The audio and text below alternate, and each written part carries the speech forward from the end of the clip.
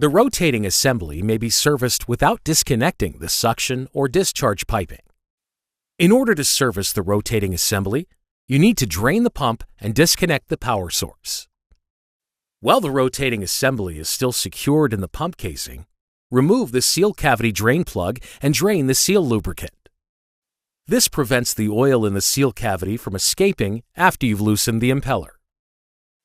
After the seal cavity has been drained, clean and reinstall the seal cavity drain plug. Immobilize the impeller by wedging a block of wood between the vanes and pump casing and remove the impeller cap screw and washer. Install the shaft key, then install a lathe dog on the drive end of the shaft with the V-notch positioned over the shaft key. While the impeller rotation is still blocked, use a long piece of heavy bar stock to pry against the lathe dog in a counterclockwise motion to break the impeller loose. Be careful not to damage the shaft or keyway.